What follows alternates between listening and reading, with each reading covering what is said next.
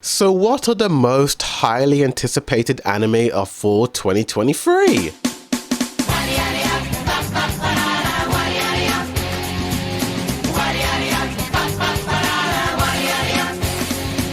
Yo, what's good? It's a boy Dude Reviews, and summer has come and passed. The innocence can never last. Wake me up when September ends. And it's over! September is over! And you know what that means? We're finally in the fall 2023 anime season. And judging from these series, oh boy, we're gonna have a pretty interesting lineup. Not as exciting as last year's fall where we had Bleach, Chainsaw Man, Mob Psycho 100. This season has a selection of really interesting anime, as well as series that are still ongoing. So then, without further ado, let's rank the top 5 most highly anticipated anime of fall 2023. Number 5, Spy X Family Season 2. Now this season is set to premiere on October the 7th, and we are continuing the adventures of Twilight, the master spy dude, alongside his pretend family, daughter Anya, who is basically a baby Professor X, and the foreign princess Yuri. Now, I did watch the first 12 episodes of this show, and it's pretty damn wholesome and cute. I do like the theme song of that first season, and the animation and art style is really dazzling and colorful and really appealing to look at. And I love the voice actress of Anya. She's just so adorable and cute. She honestly feels like a real child actress. I thought it was a real kid, but it looks like it's not. But I'm gonna be honest, dude, I'm not a big fan of slice of life anime, and sadly this anime is very slice of lifey. Although I do like the scenes where we do get some action, I'm just not into the whole I'm going to school. It's not for me, mate. If I'm being honest, I think this show would be better off as a movie series than a TV show. It actually feels like a Ghibli movie turned into a TV show.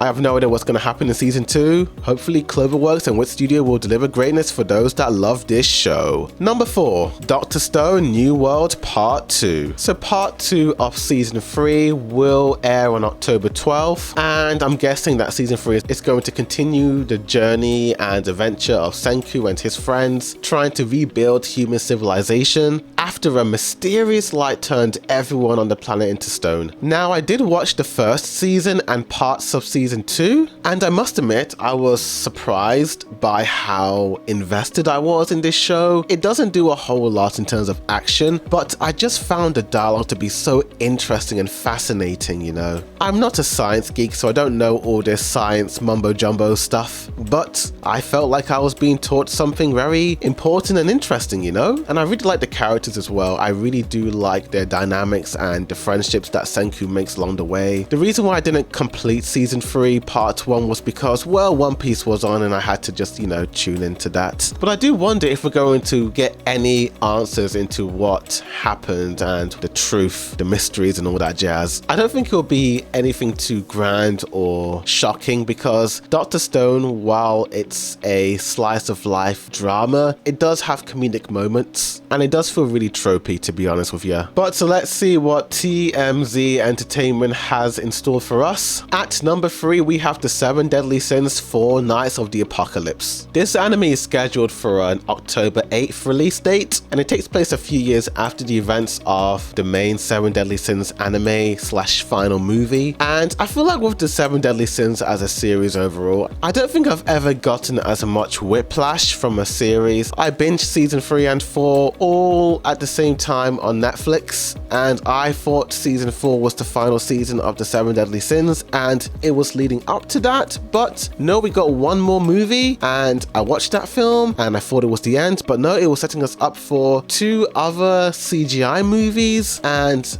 I thought that was the end, but no, we got a sequel. I don't want to dive into too many spoilers with this show, but judging from the promotional art and the trailers, it's obviously going to involve and include a new generation of characters. I mean, the dude in the poster looks just like Meliodas. Yeah, 7 Deadly Sins has a really interesting history, with the first 2 seasons being praised, although season 1 was more praised than season 2. Then they changed studios from A1 Pictures to Dean, 2019, and a lot of backlash was made with the animation not looking good, and people fell off with the 7 Deadly Sins. They didn't think it was good. And now we have another new studio. It's called Telecom Animation Film, and from the trailer alone, it does look pretty nice. Although I did think Dean improved their animation style in season 4, this show looks pretty nice, and I might watch it once it comes to Netflix, hopefully. At number 2, we have Jujutsu Kaisen season 2 Shibuya. Now, although this show is still airing as we are speaking, it technically is gonna air during the fall 2023 season, so technically it is a full anime. And so far, so good. I do like this show. I do find it interesting, and I'm really curious in what the main incident at Shibuya is. If you want my full thoughts and opinions on season 2, then check out my previous videos on Jujutsu Kaisen season 2. But yeah, Studio Mappa have been delivering greatness to our doorsteps with season 2, from Gojo's past to what's happening at Shibuya. Before we talk about my number 1 most anticipated anime of 2023 in the full season, let's talk about some honorable mentions. The end of the Wano arc for One Piece. Now, Wano has been going on for many years, and it's finally come to an end. It's definitely without a doubt Oda's longest saga, and with the hype of Gear 5 coming to an end, I just wonder how they're gonna wrap this up. In case you don't know, I stopped watching the One Piece anime after episode 10.7.1 when Gear 5 was revealed for the first time. I felt like I had to go back and rewatch the entire show because there were just a lot of details that I missed out and I forgot from the previous episodes. The next pick is Tokyo Revenge's Tenjuku arc, also known as season 3. This is set to be airing on October 4th, and I have no idea what's going to happen in this season because I stopped watching the show way back in episode 5 of the first season because I just didn't feel like the voice acting in the dub was that great. It kind of put me off a little bit with continuing the show. As well as that, I did hear a lot of grumblings regarding the manga ending, and I'm a little bit put off by this show overall because of that backlash. I am happy for those that love this show. Undead Unluck. Honestly, out of all the shows I've talked about so far on this list, this is the one anime that has caught my attention the most, just because of what I've seen in the trailer. I am really curious to know what the show is about. It does give off a lot of modern day shonen vibes, but at the same time there's a lot of dark imagery made by Dairy Production. I think they did JoJo's Bizarre Adventure, so I'm gonna keep a close eye out on this show. And the last of my honorable mentions, Goblin Slayer season 2. Now, season 2 is set to air on October 6th, and I assume it's going to continue the events of that pre-test girl and the anime version of The Mandalorian. I watched season 1 a long time ago, many years ago, and I remember finding the first episode to be very disturbing and shocking, and it really hooked me what was going to happen to this pre-test and how she was going to deal with what she witnessed in that first episode. The show just didn't really capture my attention past episode 1. I honestly found it a little disappointing. If I hear a lot of good things about season 2, then I may give it another rewatch, but right now I might give it a skip. But coming in at number 1 and my most highly anticipated anime of 2023 is Attack on Titan, the final episode, also known as the final season part 3, part 2, or the final season part 4, or the final chapter special 2, whichever floats your boat. I'm just hyped to see how it's all going to be adapted. Studio Mappa have delivered greatness ever since they took over in 2020. I'm just looking forward to that final fight. Oh my gosh, ever since I've read it in the manga, I have just been waiting and itching just to see how it's all going to be animated, dude. But oh my gosh, I can't stop thinking about how the anime onlys are going to react to the ending. Whether you love or hate the ending of Attack on Titan, people are going to talk about it. We know it's rumored to be an hour and 30 minutes long, which is more than enough time to faithfully adapt 5.5 chapters, but I am curious, could Linked Horizon come back for a final song?